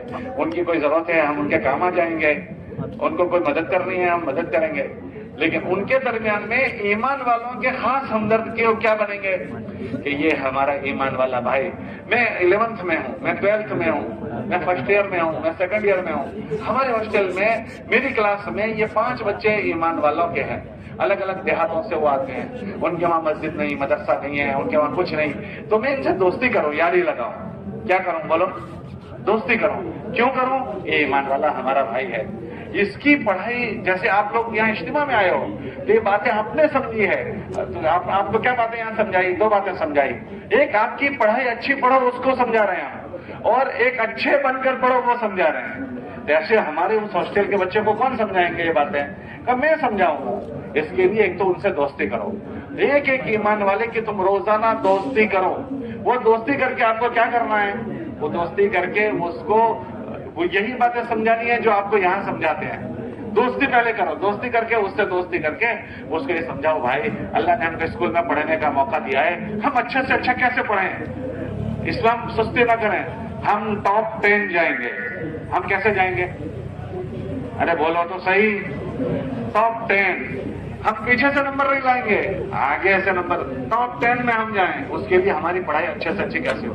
اب کوئی بچہ پڑھائی میں سستی کر رہا ہے تو ہم اس کو سمجھائیں گے، بھائی تمہارے ماں باپ نے بڑی امیدوں سے آپ کو یہاں بھیجا ہے، ایسا نہ کرو، تھوڑی سی محنت کر لو، ہمارے اچھے نمبرات آ جائیں گے، ہماری اچھی پڑھائی ہو جائے گی۔ اس کی پڑھائی کو اس کو فکر دلاؤ، کون؟ ہم دلائیں گے۔ وہ کیوں؟ میرا بھائی ہے، ایمان والا میرا بھائی۔ ہمارے نبی نے فرمایا کہ ایمان والا ایمان والے کا کیا ہے بولو؟ اور فرمایا کہ تم میں سے کوئی آدمی اس وقت تک مومن نہیں ہوگا جب تک اپنے بھائی کے لیے وہ چیز پسند نہ کرے جو اپنے لیے پسند کرتا ہے۔ ایک تو اس سے پرسنل ملاقات کرو۔ کب کرو؟ آپ کے پاس ملاقات کے 3 ٹائم ہیں۔ کتنے ٹائم ہیں؟ ارے بولو کتنے ٹائم ہیں؟ آپ کہو گے ہمارے پاس اسکول میں ٹائم نہیں ہے، نہیں ٹائم ہے۔ آپ اسکول شروع ہونے سے 10 منٹ پہلے چلے جاؤ، तो 10 मिनट स्कूल शुरू होने से पहले हो जाएगा, 10 मिनट की मुलाकात कर लो। रिसेस होती है आमतौर से, वक्फा होता है, उसमें 10 मिनट आप निकाल लो, छुट्टी के बाद निकाल लो, उस बच्चे से दोस्ती करने के लिए 2-5 रुपए अपने जेब से उसके ऊपर लगा दो। जब बीच में वक्फा हो गया तो हम वक्फे में उस बच्चे से कहें चलो भाई चाय पी लेते हैं, उसको चाय हमने पिलाई और उसको दोस्ती कर ली, चाय हमारी 5 रुपए की 10 रुपए की उसको पिलाई, लेकिन वो 10 रुपए में हम उसका दिल जीत लेंगे। बोलो होगा नहीं होगा? फिर हम उससे दोस्ती हो जाएगी, फिर कहेंगे भाई हमारी पढ़ाई में हम सस्ती नहीं करेंगे, हमारे माँ बाप ने बड़ी उम्मीदों के साथ हमें यहाँ भेजा है, ये उनका जहन बना है। दूसरा, वो अच्छा बनकर पढ़े, उसके लिए हम समझाएंगे भाई हम अपने अल्लाह को नाराज करके नहीं पढ़ेंगे, वरना हम अल्लाह की निगाहों से गिर जाएंगे। उसमें सबसे बड़ी बात है नमाज पढ़ना। देखो हम यहाँ नमाज पढ़ते हैं, अभी जोहर का टाइम होगा, हम सब यहाँ नमाज पढ़ेंगे, भाई आप भी हमारे साथ नमाज पढ़ लो। फिर उसके बाद हम 2-4 मिनट तालीम सुनते हैं, आप भी हमारे साथ तालीम सुन लो। इस तरह उन देहात के बच्चों की हम फिक्र करें, वो हमारे भाई हैं। अच्छा चलो बताओ, हमारा सगा भाई किसी देहात में रहता होता तो हम उसके लिए क्या चाहते? उसको स्कूल में वो जाए हो जाए वो चाहते, या वो स्कूल में संभल जाए वो चाहते? हम क्या चाहते हैं? जरा बोलो जोर से, समझ। तो जैसे हम अपने भाई के लिए जा सकते हैं, तो सारे ईमान वाले हमारे भाई हैं, हम उनके लिए चीज चाहेंगे। इसलिए तीसरा काम, एक तो नमाज आपको पढ़नी है, रोजाना तालीम सुननी है। तीसरा जो काम आपको करना है, आपके जितने स्कूल में बच्चे हों उनको 10 मिनट निकालकर उनकी मुलाकातें करनी है, ताकि एक भी ईमान वाले की जिंदगी बर्बाद न हो। करोगे इसके फिक्र? कितने काम मैंने कहे आपको? पहला काम, पढ़ाई के साथ नमाज नहीं छोड़ेंगे। दूसरा, अगर हॉस्टल में रहते हो तो हॉस्टल में, और हॉस्टल में नहीं हो तो मस्जिदों में तालीम। तीसरा काम, जो बच्चे आपके साथ स्कूल में हैं उन बच्चों की 10 मिनट की मुलाकात करो और उनसे दोस्ती करके वो भी अच्छे बने, उसकी फिक्र करो।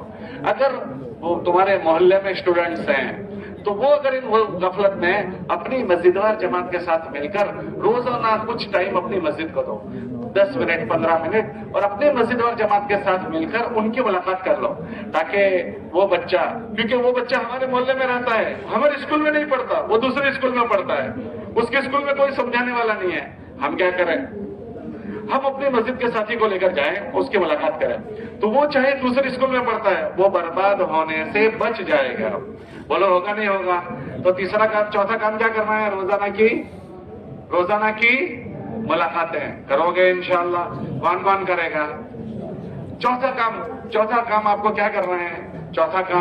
चौथा काम आपको करना है, हफ्ते में आपकी मस्जिद में गश्त होता है। अगर आप बच्चे हॉस्टल में रहते हो, हॉस्टल में, तो अपना खाली वक्त में गश्त कर लो। कभी आप में से अक्सर 3 दिन तो जमात में गए होंगे, बोलो गए हो नहीं गए? कौन कौन 3 दिन जमात में गए?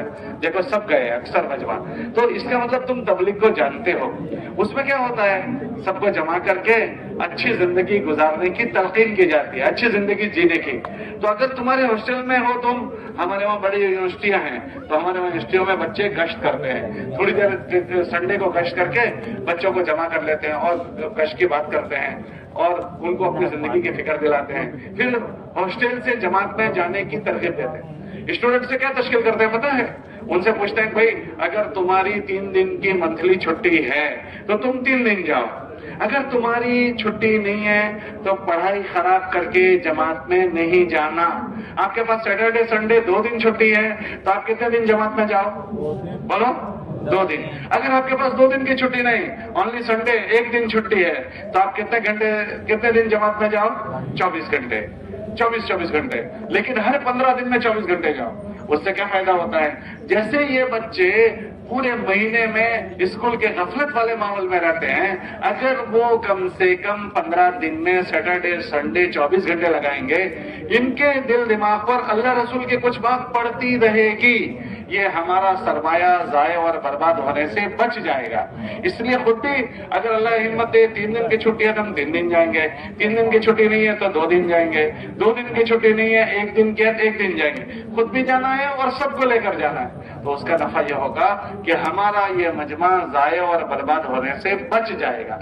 इसलिए आप लोग भी तय करो कि हम भी इंशाअल्लाह अपने कॉलेज में गश्त भी करेंगे, और गश्त के बाद छुट्टियां जो होगी उन छुट्टियों में हमारे पास 3 दिन की छुट्टी होगी 3 दिन जाएंगे, नहीं है 2 दिन है तो 2 दिन जाएंगे, 2 दिन की छुट्टी नहीं तो 24 घंटे हर महीने, हर 15 दिन में 1 मरतबा जरूर जाएंगे। जाओगे इंशाअल्लाह? इसमें कौन कौन नियत करता है कि हम भी जाएंगे?